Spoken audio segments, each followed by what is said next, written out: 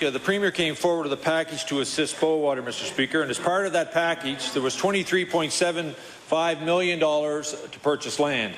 So my question to the Premier, what conditions are in place to ensure that $23.75 million in taxpayers' money is used to keep the mill open in Liverpool instead of going to the parent company? Honourable the Premier. Well, Mr. Speaker, the proceeds, of course, are to be used for the general benefit of the business. The Honourable Leader of the Official Opposition on his first supplementary. Mr. Speaker, Nova Scotians need to know that their money is being spent prudently and that there are conditions which this company must meet to ensure the security of this investment, Mr. Speaker. Yet in this agreement, there is no such conditions. So my question to the Premier, why would the Premier sign an agreement that would allow a business to take millions of taxpayers' dollars out of Nova Scotia to their parent company? The Honourable the Premier. Mr. Speaker, this is a purchase of land. We're purchasing from them some 25,000 acres of land. The reason why we're doing that, Mr. Speaker, is to fulfill our responsibility to reach the 12% protected goal that incidentally that party voted for. The Honourable Leader of the Official Opposition on his final supplementary. Mr. Speaker, the community in Queens County had just recently voted, Mr. Speaker, as part of the concessions that the workers in that community have made. Mr. Speaker, they voted to lay off part of their fellow citizens. Mr. Speaker, they voted that 100 of their neighbours, Mr. Speaker, will lose their jobs. As part of this deal, the Premier of our province signed that allowed $23 million to purchase land, Mr. Speaker, to leave our province and go somewhere else to secure jobs in another province, Mr. Speaker. I want to know what this Premier is going to say to those 100 families who are without work, that they know now that $23 million under his agreement are gone elsewhere to create employment for other Canadians. Honourable the Premier. Mr. Speaker, I think it's now abundantly clear to everyone that the Leader of the Opposition has no idea what he's talking about, Mr. Speaker. First of all, this agreement is put in place. It purchased 25,000 acres of high-quality conservation acres of high conservation value for the province of Nova Scotia, Mr. Speaker. Secondly, it helps secure some 2,000 jobs on the South Shore of Nova Scotia. And why is the Leader of the Opposition so opposed to rural economic development?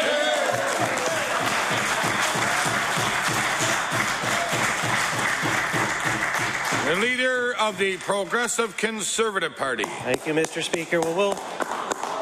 Mr. Speaker, we'll see who's really opposed to rural economic development, because one of the reasons that $50 million of taxpayer money is going to the Bowater Mill is because of the overlying policies of the NDP on taxes, on power rates, on labour laws. They are creating a crisis in rural Nova Scotia, Mr. Speaker. And so my question to the Premier is this: will he finally acknowledge that there is, in fact, a real crisis across all of rural Nova Scotia, in Queens, in Southwest Nova, in the Strait area, and get on with the job of creating jobs rather than throwing them away? Honourable the Premier. Well, Mr. Speaker, thanks to this government, the taxes on business in this province are now the lowest they've been in some 20 years, Mr. Speaker. We are turning the corner on 20 years of the worst economic performance in the history of this province, Mr. Speaker. The Honourable Leader of the Progressive Conservative Party on his first supplementary. Thank you, Mr. Speaker. They're turning the corner, all right. 6,500 jobs lost in rural Nova Scotia under this government. That is quite a way to turn the corner. And the Premier, in spite of the evidence of the loss of 6,500 jobs, denies that that is a crisis in rural Nova Scotia, and a very expensive crisis indeed. Mr. Speaker, Resolute Forest Products, otherwise known as Abitibi Bowater, recently made an unsolicited bid of $130 million to buy Fibertech in Quebec for the production of newsprint. But in Nova Scotia, his government has to do the investing on their behalf. And so my question to the Premier is, why does he continue to deny that his policies have made Nova Scotia an expensive place to create jobs when Quebec is worth investing in, but he has to do the investing here? Honourable the Premier. Well, Mr. Speaker, I'm sure that the leader of the Conservative Party realize they're constrained for research these days. But if they go to Statistics Canada from the last report in November, what they will find is that the labour force has increased, that employment is up, Mr. Speaker, and unemployment is down. Thank you. Honourable Leader of the Progressive Conservative Party on his first final supplementary. Mr. Speaker, the Premier can cherry-pick statistics, but that is cold comfort to the 6,500 residents of rural Nova Scotia that don't have a job today because of the economic policies of his government. But he's not content with that, Mr. Speaker, because they continue along with their labour agenda. The Canadian Manufacturers and Exporters Association are one of the many groups that opposes the government's decision to ram through first contract arbitration. Their members, their manufacturers, employ 34,500 Nova Scotians in rural areas. Last week, they said that they view the model selected by this government for first contract arbitration is the worst possible scenario for harmonious labour relations, and I will table that for the benefit of the House. Mr. Speaker, they went on to say, in their view, a wise view, that the government should focus on priorities like the economy and creating jobs. The Premier apparently used to believe that in opposition when he called for the same thing. And so my question to the Premier is this: will the Premier do what he said he would do in opposition and start attracting jobs to rural Nova Scotia rather than scaring them away? Honourable the Premier. Well, Mr. Speaker, it's clear that the leader of the Conservative Party just can't stand good news, Mr. Speaker. It's great for this province to see that unemployment is down, that employment is up, that the labour force is increasing, Mr. Speaker. These are all good news, Mr. Speaker, but in addition, Mr. Speaker, we have the lowest unemployment rate in Atlantic Canada. The Honourable Leader of the Official Opposition. Thank you, Mr. Speaker. The Premier said repeatedly that Bowater represents $6 to $10 million a year in tax revenue for the province. According to the Premier's numbers, over the next 5 years, Bowater will generate between $30 and $50 million, Mr. Speaker. The deal announced on Friday is also worth $50 million over 5 years, Mr. Speaker, or maybe $90 million. That means the Premier could possibly spend almost $1 million for every person who just been laid off at Bowater, Mr. Speaker. So my question to the Premier is, breaking even the best Nova Scotians can hope for in this deal, or does the government expect to lose upward of $60 million over the life of this agreement? Honourable the Premier.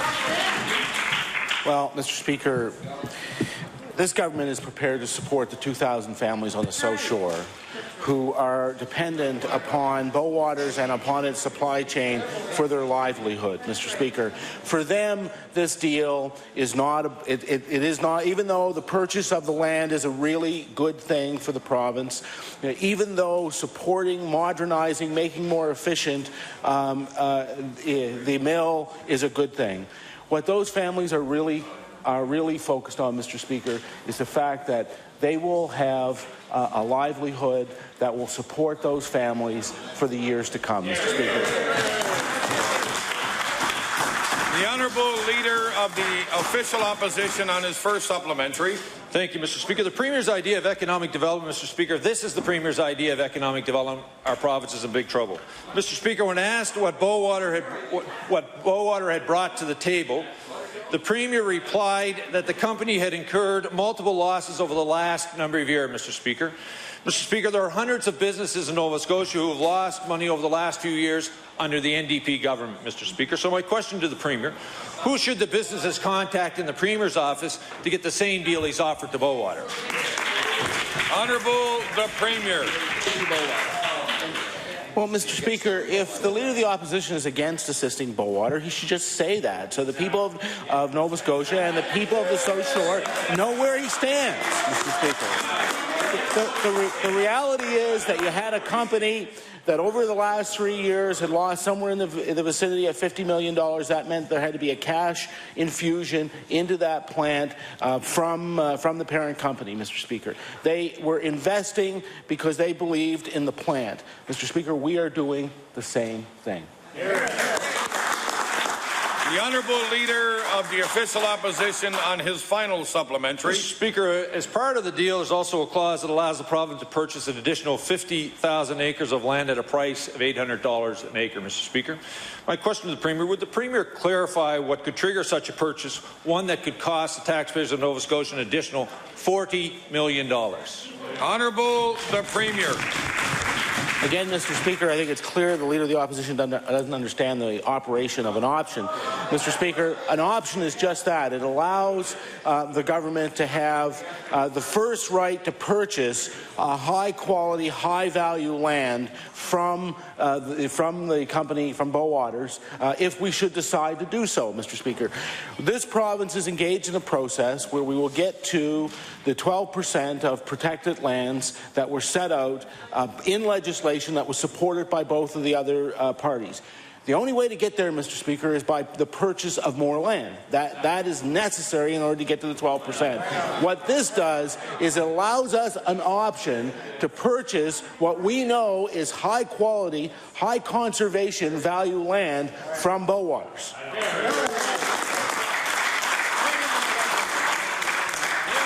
The Honourable Leader of the Official Opposition on a new question. Thank you, Mr. Speaker. On November 3rd, we heard the Premier mislead Nova Scotians. I asked the Premier about a news report that said Michelin believed first contract arbitration would make it harder to attract investment in Nova Scotia. The Premier blamed inaccurate news reports. He said that these reports were simply not true, Mr. Speaker. Mr. Speaker, those remarks were misleading. We all heard, Mr. Speaker, Michelin come before a committee of this House and tell us they told the Premier exactly that first contract would affect future investment in the province of Nova Scotia. So my question to the Premier, will the Premier admit to Nova Scotians that he intentionally misled us about the concerns of Michelin? Order, please. Order, please. Using the word intentionally misleading is unparliamentary. I would ask the Honourable Leader to withdraw that remark, please. Certainly, Mr. Speaker. I will withdraw that remark, Mr. Speaker, and I will ask the Premier to admit to Nova Scotians that he was not forthright about Michelin's concerns. The Honourable the Premier. Thank you, Mr. Speaker. No, I was entirely forthright, and I remember having the meeting. I remember what was said, Mr. Speaker, and I stand by it. The Honourable Leader of the Official Opposition on his first supplementary. Mr. Speaker, the Premier broke his promises not to raise taxes, keep every emergency room open, to balance the budget, to create 2,200 jobs per year, Mr. Speaker. We now know that we cannot trust the Premier's representation of conversations he had with important employers in Nova Scotia. Mr. Speaker, it's a sad state of affairs. Mr. Speaker, it is a sad state of affairs. Mr. Speaker, it is a sad state of affairs when Nova Scotians and major employers need to get everything in writing from our Premier. Mr. Speaker, so my question, will the Premier apologize for misleading Nova Scotians about his conversation with Michelin? Honourable the Premier.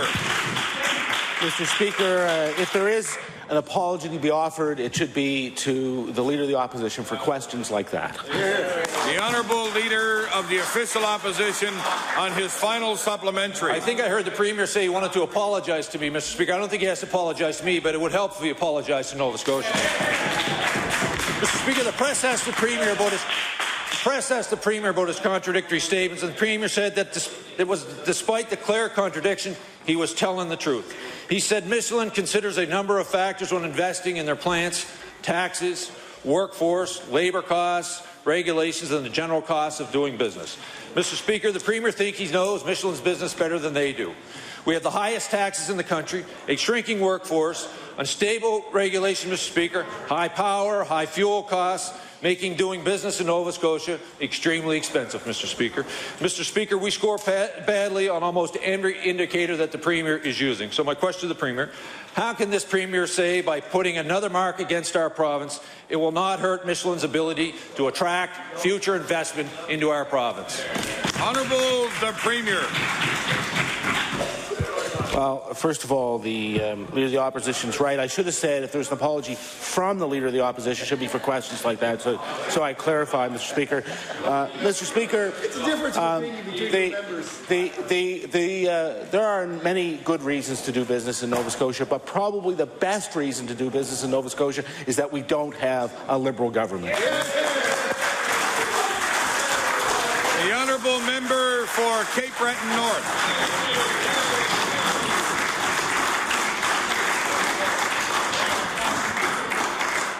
Mr. Speaker, last Friday, Statistics Canada data showed that Nova Scotia recorded year-over-year job losses in every region except for Halifax. Cape Breton is down 1,300 jobs. North Shore is down 1,300 jobs. Annapolis Valley is down 2,200 jobs. And southern Nova Scotia is down 1,700 jobs. The same day, the NDP spent tens of millions of dollars to protect jobs in Queens County, but there are already 6,500 jobs lost across rural Nova Scotia. The Premier continues to deny that rural Nova Scotia is in a crisis, despite mounting evidence of the contrary. Mr. Speaker, my question to you, to the Minister of Rural Economic Development and Tourism is, how many months of recorded job losses are going to have to slip by, and how many people have to lose their job before the Minister will own up to the fact his job strategy is nothing but a farce and his government has failed the people of rural Nova Scotia? The Honourable Minister of Economic and Rural Development and Tourism. Thank you, Mr. Speaker. Mr. Speaker, I'm proud to stand in my place and boast about the jobs here strategy, Mr. Speaker. Mr. Speaker, for the first time, I've said this time and time again in this House, and I will say it again, Mr. Speaker. Maybe the message will get through. We have a strategy, Mr. Speaker. The strategy is called Jobs Here, Mr. Speaker. It is working. We are going to stay the course. Our strategy, Mr. Speaker, has been so involved, Mr. Speaker. Now, look, I realize not everybody will understand it, Mr. Speaker. Mr. Speaker, I have an open invitation to anyone to call my office. I will arrange for staff to sit down with any member of this House and go through the Jobs Here strategy, Mr. Speaker. The honourable member for Cape Breton North on his first supplementary. Mr. Speaker, this minister doesn't care about jobs. This minister doesn't care about people's livelihood. This minister doesn't care about families. He, like all other members over there, are too afraid to go against their special interest friends who poured hundreds of thousands of dollars in their campaign over the years. My question through you to the Minister of Rural Economic Development and Tourism is, how many rural Nova Scotians have to lose their jobs before he admits he has failed? The Honourable Minister of Economic and Rural Development and Tourism. Thank you, Mr. Speaker. Mr. Speaker, I hope you will indulge me just for a moment. Cape Breton Post. There's an article in the Cape Breton Post dated Monday, December the 5th. The caption reads, Cape Breton's economic cloud may have more than one silver lining. Mr. Speaker, I will go on to say that Norman Chu from China works at the International Center at CBU and is very upbeat about Cape Breton. And very upbeat. Sylvia Gerbasi came to Cape Breton with her husband, who teaches at the Coast Guard College. She mentioned the wonderful hospitality, but urged people to think positively about our future. Mr. Speaker, I will table this. But, Mr. Speaker, there are other things in that. Before I do table it, I would ask the page to make me a copy because I'm sure I will be using it again at a future date. Order, please. Order, please. I would like to remind the member using the word "you" in an answer is unparliamentary, and I was going to ask that all members use a proper parliamentary procedure in the House, and I'd ask the members to refrain from using the word "you" or "your" in your answers or your questions. The Honourable Member for Cape Breton North. Thank you, Mr. Speaker. And we'd like to thank the federal government for creating good opportunities for jobs in Cape Breton. Mr. Speaker, this minister and the Premier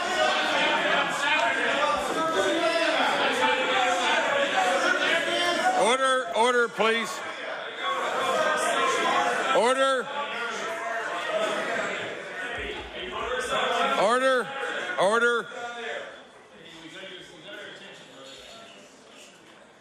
The Honourable Member for Cape Breton North has the floor in his final supplementary. Thank you, Mr. Speaker.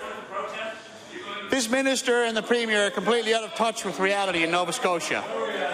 Businesses and representatives for thousands of Nova Scotians came to the legislature and said this government is risking investment and jobs in our province. But they shrugged and are going to ram the legislation through anyway. Mr. Speaker, my question through you to the minister is, will the minister stand up to the Premier and the Minister of Labour and Advanced Education and stand up for the 6,500 people who are jobless during the holiday season and tell them that the crusade to ram first contract arbitration through the House? The Honourable Minister of Economic and Rural Development and Tourism. Thank you, Mr. Speaker.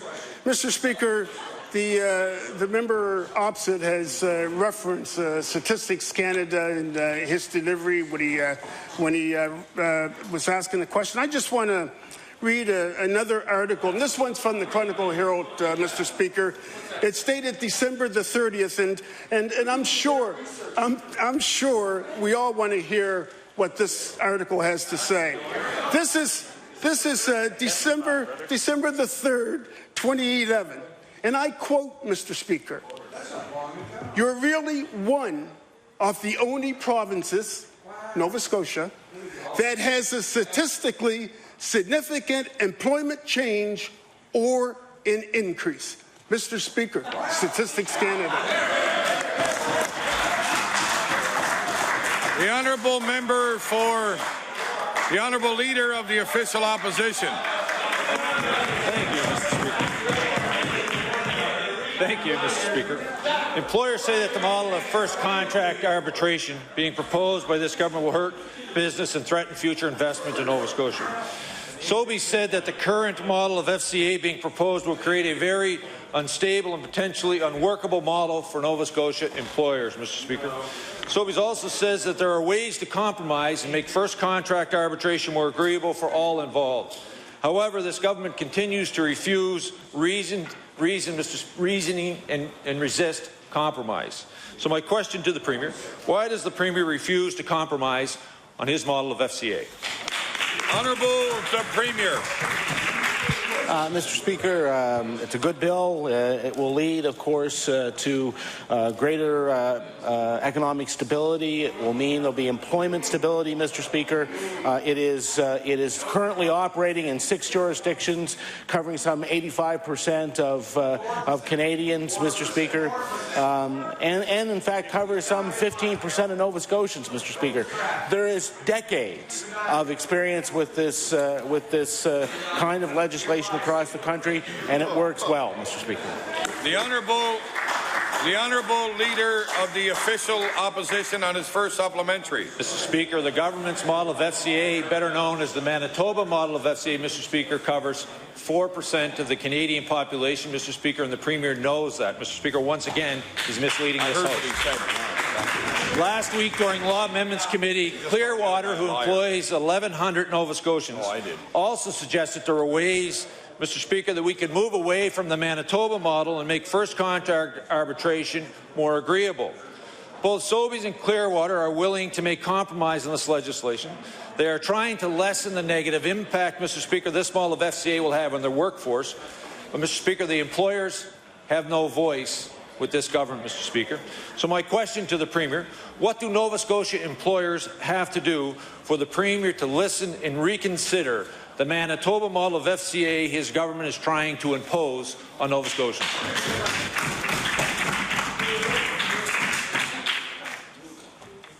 Honourable the Premier. Thank you, Mr. Speaker. The legislation that's been brought forward by the minister is good legislation. It will be good for both employers and employees in the province, Mr. Speaker. It means that there is now a way for the resolution of a dispute to take place that doesn't end in a strike or a lockout, doesn't end in a loss of productivity, doesn't lead to a problem in our economy, Mr. Speaker. So this is good legislation, and I believe that in the end we will see the clear benefit. The Honourable Leader of the Official Opposition. Mr. Speaker, we've had in this debate in this House, Mr. Speaker, and the government has been yet unable to tell us what labour disruptions they're trying to fix, Mr. Speaker. We've had relative labour peace in this province, Mr. Speaker. There's been cooperation between employers and employees, Mr. Speaker, when it came to settling. Mr. Speaker, it's called free collective bargaining, Mr. Speaker, when at one point this party was against. Mr. Speaker, in this House, including government members, are hearing from constituents who are worried about their jobs and the state of the Nova Scotia economy, Mr. Speaker. When major employers in this province, like Michelin, Sobeys and Clearwater, say their businesses would be affected by the first contract arbitration model that the Premier is pushing through, but he will not listen. So my question to the Premier, will the Premier allow the members of Kings South, Kings North, Pictou West, Pictou Centre, Pictou East, Lunenburg West, Mr. Speaker, to vote with their constituents and not with his political ideology? Honourable the Premier. They will, Mr. Speaker. That's why they support this legislation.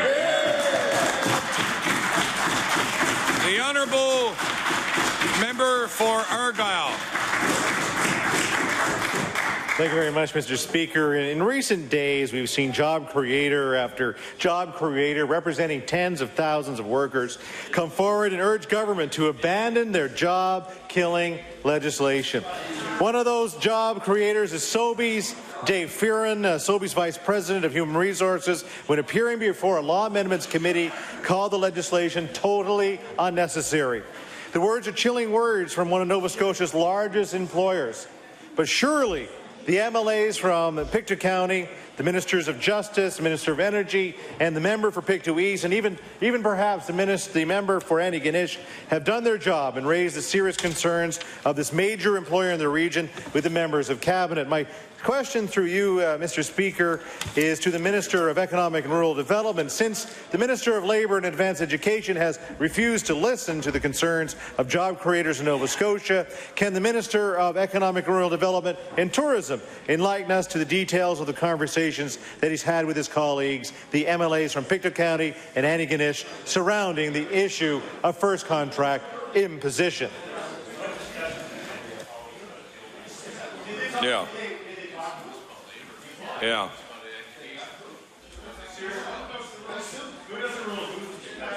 Yeah. Yeah. I'll ask the Honourable Minister of Economic and Rural Development to answer the question, please.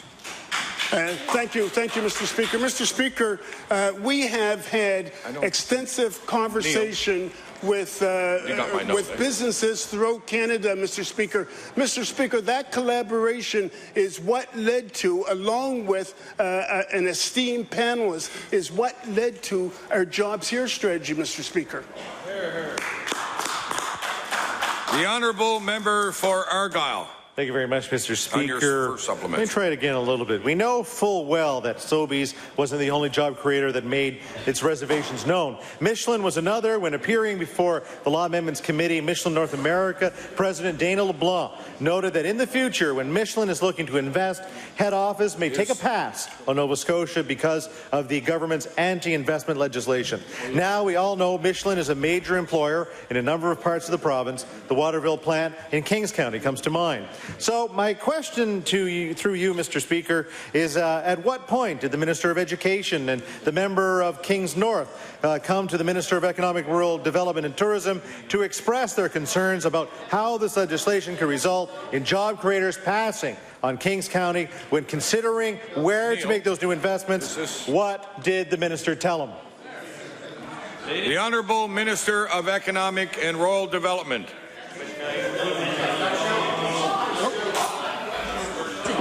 So, I thought I heard the Minister of Education there.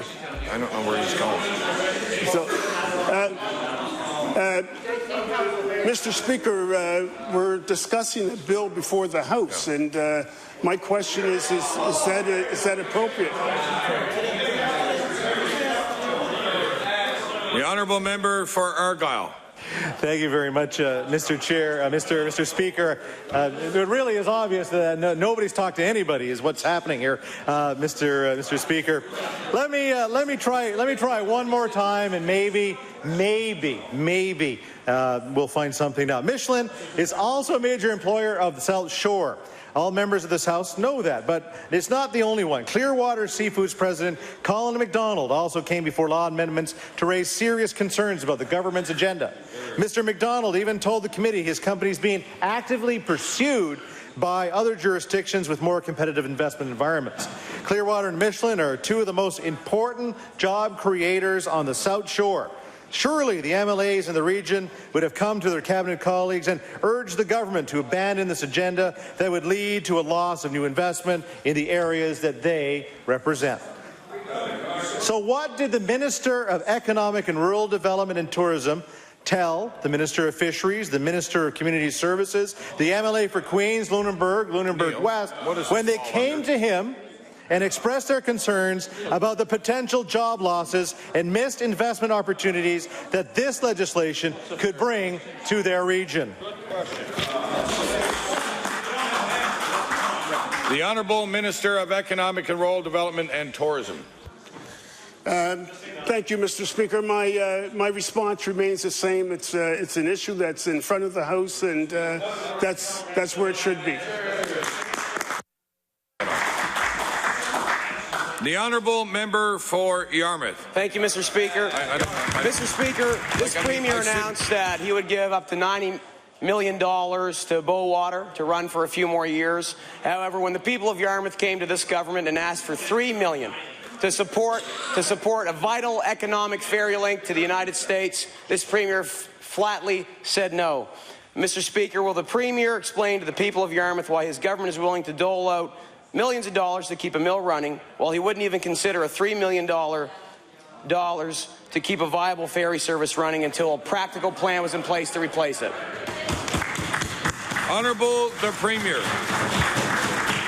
No, Mr. Speaker, the government of Nova Scotia very proudly invested $22 million into the Yarmouth Ferry over a number of years. Unfortunately, what happened there was that the ridership was collapsing, and therefore the level of subsidy was continuing to grow, so the demands of the service was continuing to grow, Mr. Speaker.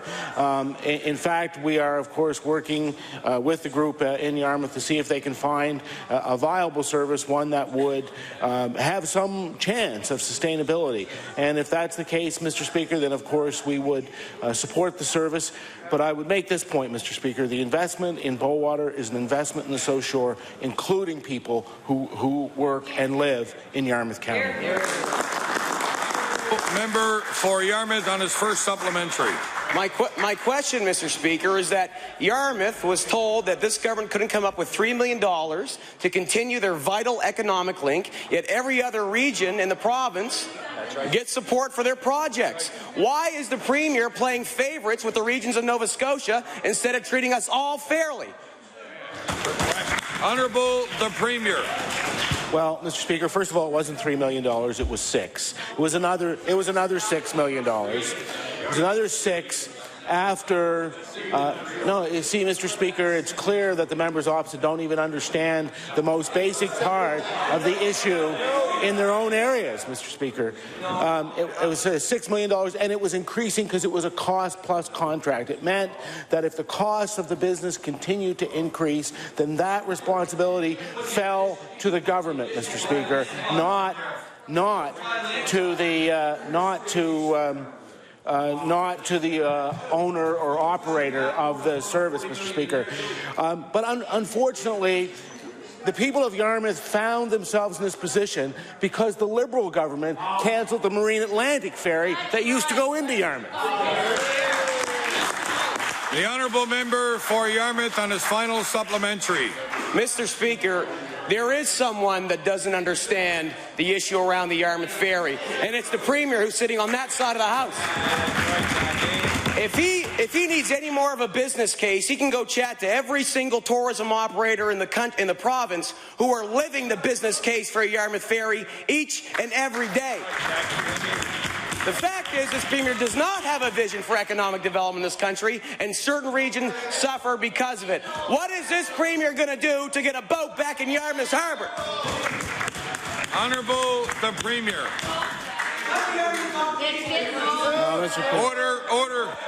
Order, please. I will ask the honourable member to take his place, please. The Honourable the Premier. Thank you, Mr. Speaker. What we are doing is we're working with all the stakeholders in the Yarmouth area, and I have been completely open to each one of the businesses there to talk to them about what they see as a viable alternative to what was a vastly expensive service, one that was costing almost $450 for every person who was landed in Yarmouth, Mr. Speaker. So there is a good group of business people there who are looking earnestly both at an economic development model for the region that will recognize that the business models have changed, and at the possibility of a ferry service, Mr. Speaker. That is the responsible thing for a government to do. What is not responsible is to continue to put money into a money-losing operation with no chance of sustainability, Mr. Speaker. The honourable member for Hants West. Thank you, Mr. Speaker. Mr. Speaker, my question through you is to the Minister of Health and Wellness. In late October, the Nurses Union voted to adopt a common uniform for all nurses across the province. Some specialties have been excluded from the change, but by and large, all nurses will now be outfitted in black pants or skirts and a white blouse. The government announced that this transition will come with an estimated cost of $500,000 a year, which will be the responsibility of the district health authorities. Mr. Speaker, my question through you to the Minister of Health and Wellness. What will the procurement process for the businesses interested in being a supplier of these new uniforms be? Honourable Minister of Health and Wellness. Thank you very much, Mr. Speaker. Mr. Speaker, I believe that the union procurement or the uniform procurement will happen at the district health authority level, but I will be I'd certainly be happy to look into that for the honourable member and provide him with additional information. The honourable member for Hants West. Thank you, Mr. Speaker. Hens Uniforms, located in my hometown of Windsor, sells scrubs to local healthcare workers. Hens sells their scrubs in every pattern and frequently does special orders for customers on request. Given recent changes, they could see quite a drop in sales without the opportunity to supply the new uniforms to local nurses. My question to the Minister, will Hens Uniforms and suppliers elsewhere in the province have a fair opportunity to bid when tenders come out for these respective uniforms? The Honourable Minister of Health and Wellness. Thank you very much, Mr. Speaker. Mr. Speaker, as I indicated, I'd be very happy to look into this matter for the honourable member and provide him with information. If there is a tendering process that goes with the uniforms, there would be no exclusion of any local businesses such as the one that he's referring to. I can't imagine. The honourable member for Hants West. on his final supplementary. Thank you, Mr. Speaker, and I thank the Minister for that clarification, and we certainly want that local business to have the opportunity. The recent 3% cut for the district health authorities in this province has put a great deal of pressure on them.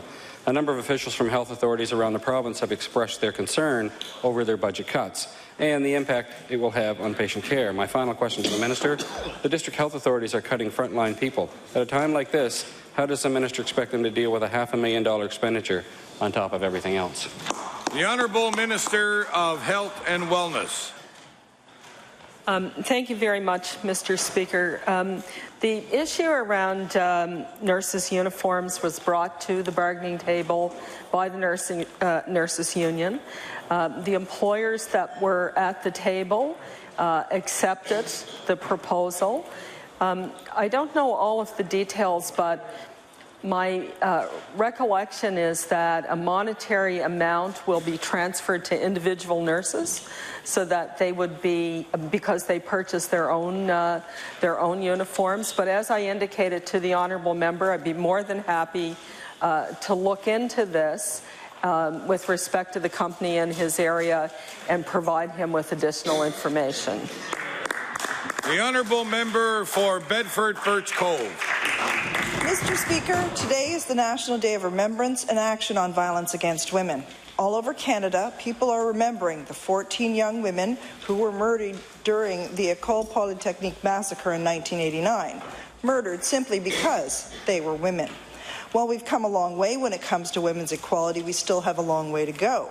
Nova Scotia has the highest rate of sexual assault and some of the lowest charge, conviction, and sentencing rates in Canada. 44% of victims of sexual assault are under the age of 25. And in 65% of sexual assault cases reported to Halifax Regional Police in 2007, 65% of those victims knew the accused. During their lifetime, 83% of women with disabilities will be sexually assaulted. Mr. Speaker, this is unconscionable. Earlier this year, we finally saw an increase in the core funding for the Avalon Sexual Assault Centre. Mr. Speaker, my question is for the Minister responsible for the status of women. What concrete steps will this government take now to specifically prevent and reduce the rate of sexual assault and rape? The Honourable Minister of Labour and Advanced Education and Status of Women. Thank you, Mr. Speaker. Certainly this morning in the Red Room, we were joined by a number of women, representatives from women's groups and marginalized communities. And I just want to say that the government takes the issues raised by the honourable member very, very seriously. We are actively working within government to implement over 31 of the recommendations that were directed by the Domestic Violence Task Force towards government. We've also have well underway our consultations with community-based organizations so that we have a more collaborative effort to work on these issues. These societal issues have arisen over generations, and certainly that's no excuse. But I think we all appreciate it's going to take time and resources to work together on them, and we are committed to aggressively taking on that task. Thank you.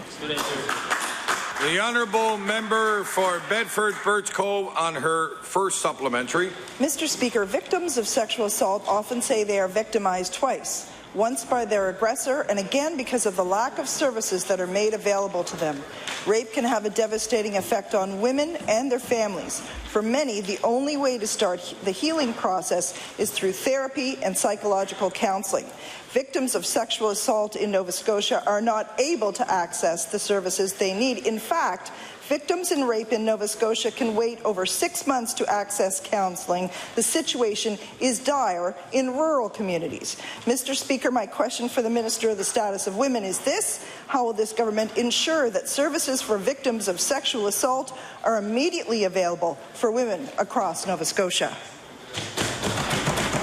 The Honourable Minister of Labour and Advanced Education and Minister for responsible for the status of women. Thank you, Mr. Speaker. As I explained this morning in my presentation in the Red Room, we're taking a multi-pronged approach to this. We are providing enhancing support services for women and families who undergo violence, but certainly we're also looking at the prevention side of things, and we will shortly be launching a new strategy called Neighbours, Friends and Family, whereby we will raise awareness in the province that it's everyone's responsibility when they hear about or are told about a case where a woman has suffered violence or is under the threat of abuse, and that we all have a responsibility to bring that to the attention of the authorities, both in terms of consequences for the abuser, but also to provide interventions and support for the woman involved. And certainly this is a societal issue, and we all have to take responsibility in ending violence against women. Thank you. The Honourable Member for Bedford Birch Cove. Mr. Speaker, organizations that serve victims of sexual assault, and I'm talking about sexual assault, a subsection of domestic violence, which the minister was speaking about, they're facing increasing funding pressures. Like all Nova Scotians, they're dealing with increasing power rates, high fuel costs, and high taxes. Simply put, women's community-based services are underfunded and understaffed, and when they do access funding, they can only secure funding for 1 year at a time, making future planning extremely difficult.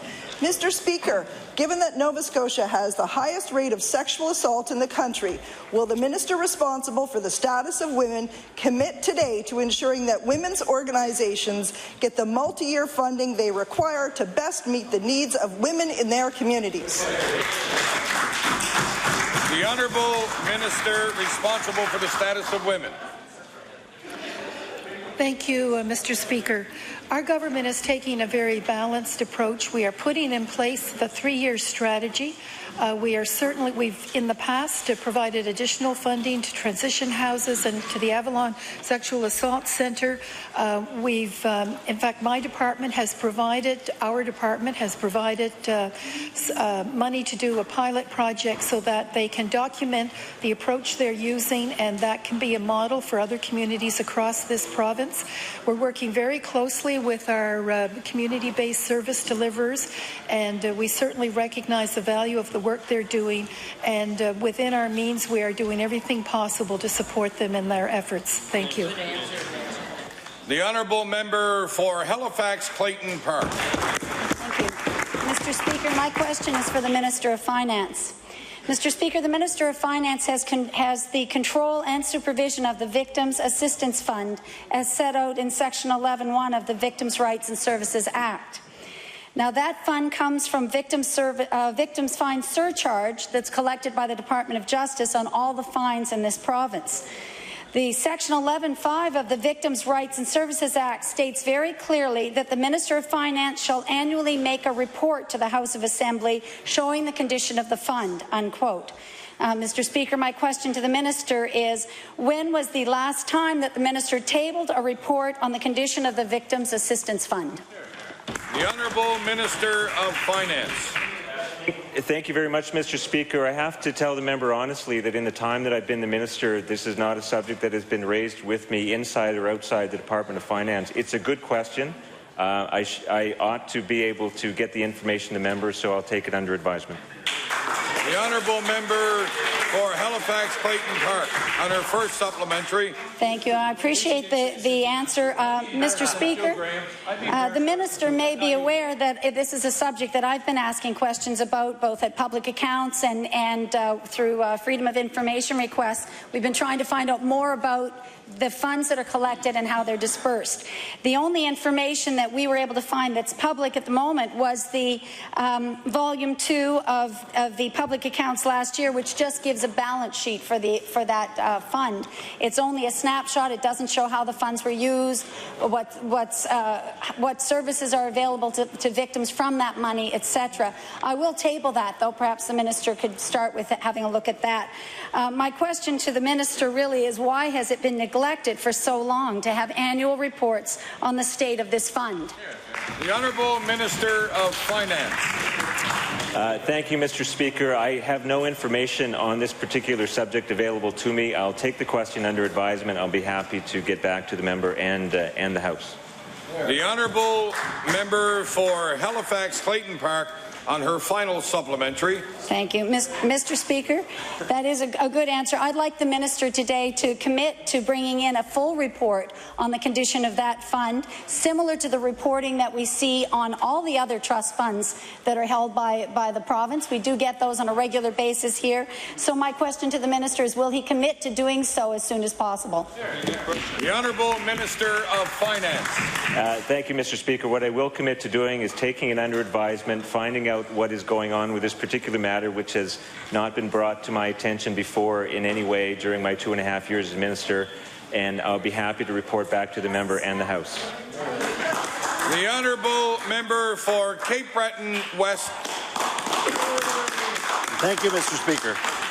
Mr. Speaker, on August the 16th, when the government finally released its long overdue natural resources strategy, we learned the fluffy, non-technical definition of a clear-cut.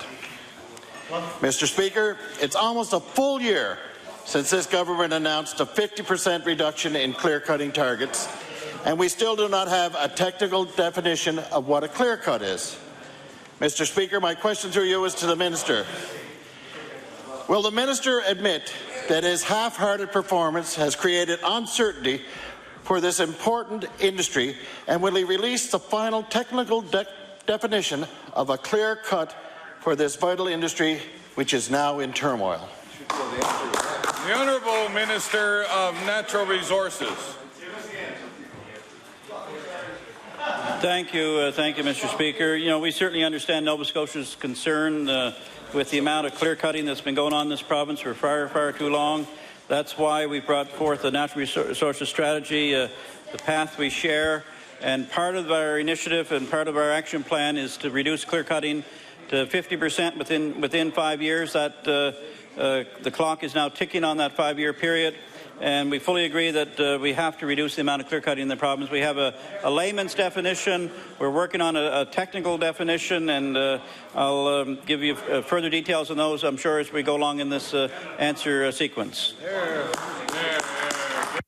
Member for Cape Breton West on his first supplementary. Mr. Speaker, I mean, even this minister, after this length of time, with the very capable staff that he has, should be able to come up with a definition of clear cutting. Now, Mr. Speaker, it is those people on that side of the House who have said they're going to reduce something by 50%. But like a lot of things they do, they have no idea what it was they're reducing.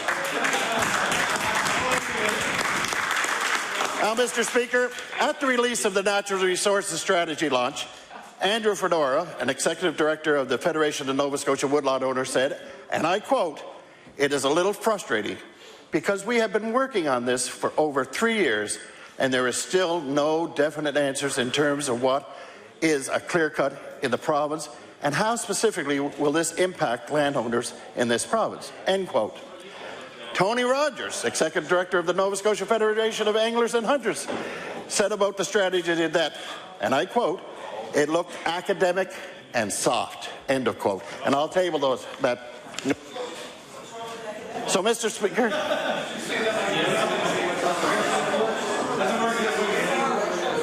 Mr. Speaker, my question through you is to the minister is this.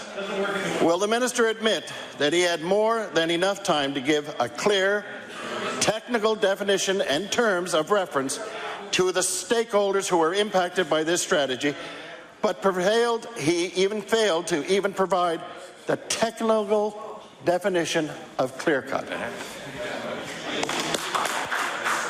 The Honourable Minister of Natural Resources.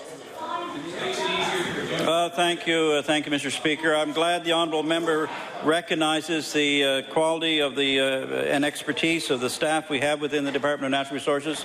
Thank you for recognizing that. And those department staff have been working hard on a technical definition. We have a layman's definition, which, as you mentioned, was in the Natural Resources Strategy, the removal of all trees from an area except for those required under the wildlife or watercourse regulations.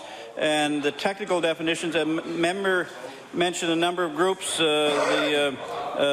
We've consulted with them. We're working with them through our chief forester in the province, and we're getting the proper answers. But it's a complicated issue in some ways around basal area and around the number of trees per hectare and the ecosystem management.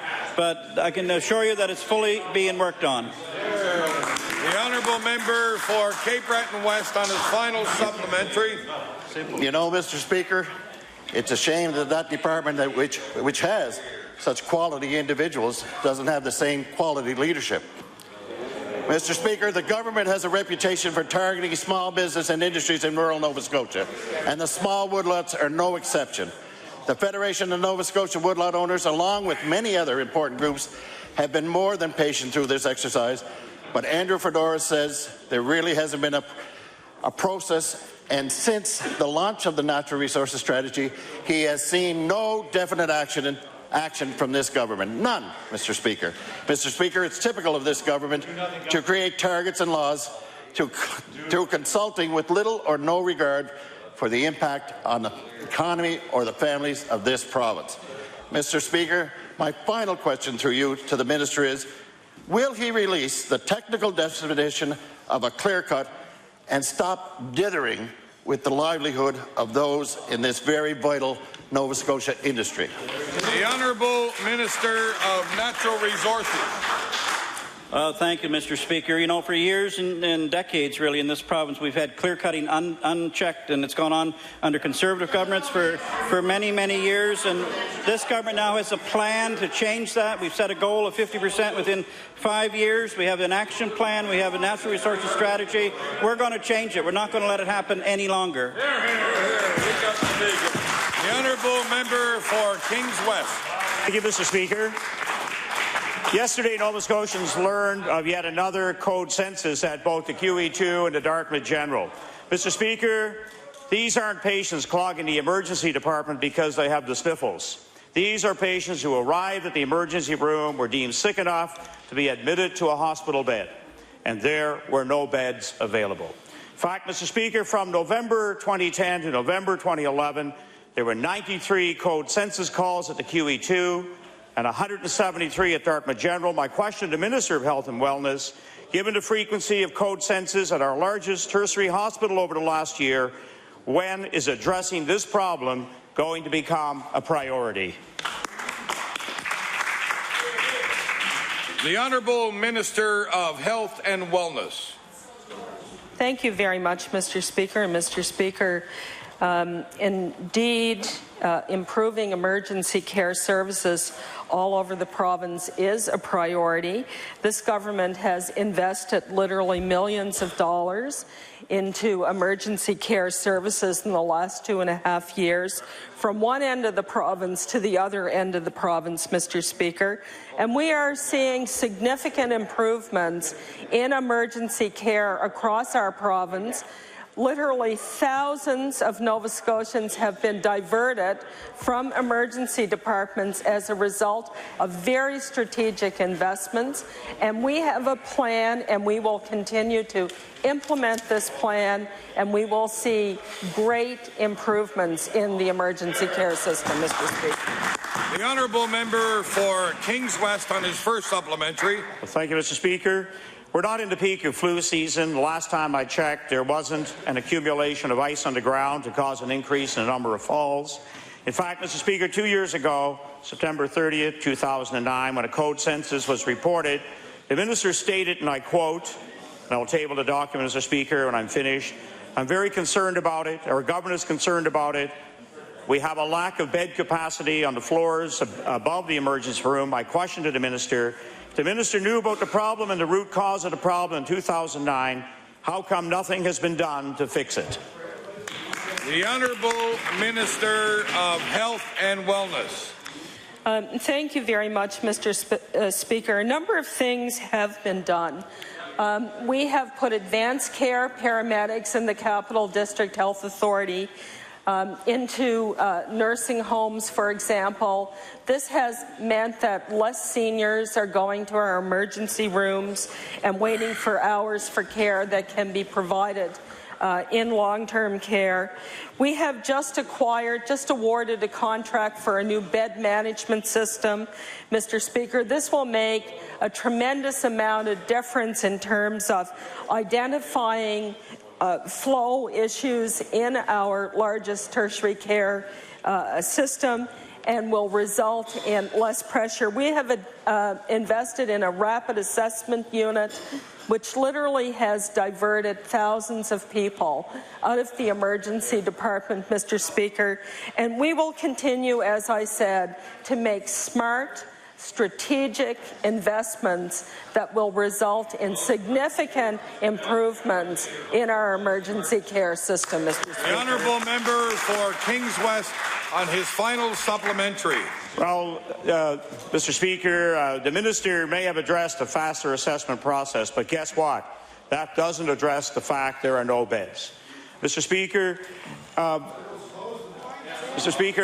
when I reviewed the headlines around the issue of code census at the QE2, I have to say it felt like Groundhog Day. January 2004 headlines reads, plan not going to fix ER woes, nurses, doctors fear biggest problem, lack of inpatient beds, still not addressed. My final question, how many more warnings does this minister need before she gets around to addressing the problem? The Honourable Minister of Health and Wellness. Order, please. The time allotted for all questions put by members to ministers has ended. I will also like to address an issue that I heard during question period. The chair clearly heard the honourable member for Yarmouth accuse the Premier of being a liar. Such an accusation is clearly unparliamentary, and I ask the honourable member to rise and withdraw his remarks. Mr. Speaker, I will apologize to the Premier and you for using unparliamentary language and withdraw that remark. I do maintain when it comes to the truth, the Premier has been fast and loose with it, though. I withdraw the unparliamentary language. I will now recognize the Honourable Government House Leader. Thank you, Mr. Speaker. Mr. Speaker, I wish you now leave the chair and the House resolves off the whole House on bills. An introduction also by the Honourable Member for the Honourable Minister for Energy. Thank you, Mr. Speaker. I'm pleased this afternoon to introduce in our East Gallery some gentlemen that are heavily involved with electricity mobility, electric transportation. I'd ask them to rise as I read their names.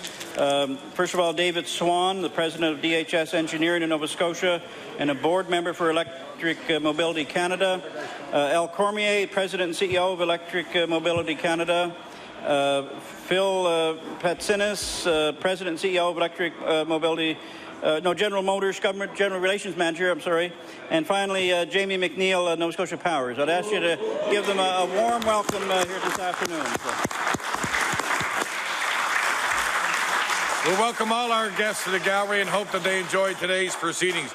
I will now recognize the honourable member for Bedford Birch Cove on an introduction. Thank you, Mr. Speaker. I would like to introduce two distinguished visitors to the West Gallery. They tell me they're distinguished. We have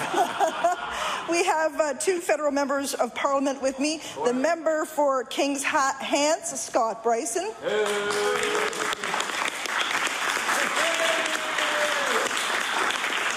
And the member who apparently told the member for Argyll that when he heard the tone I was using during question period, he thought he was in trouble. The member for Halifax West, Jeff Regan.